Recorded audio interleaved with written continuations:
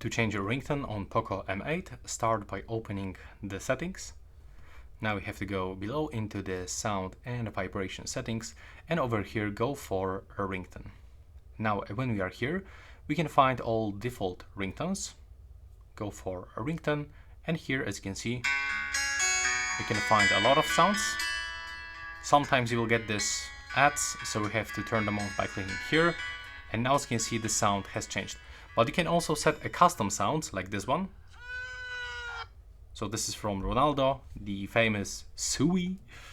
And if you want to get this custom sound, you can actually do this by selecting local ringtone. If you already download something, you can find it already on your phone. For example, in audio files, music, or a recorder. In my case, I have that in my audio files, and I have to click on this, and now I have to click apply. And I can select if I want to set this for my first or second SIM card. If you don't know how you can download ringtones, well, you are here in the theme store. There's the ringtone tab, and you can click here and input any phrase that you want. For example, this Samsung. Or if it is not Samsung, we can input, for example, Ronaldo phrase. Oh, that's weird. Maybe try with the iPhone. Yeah, here we can find something.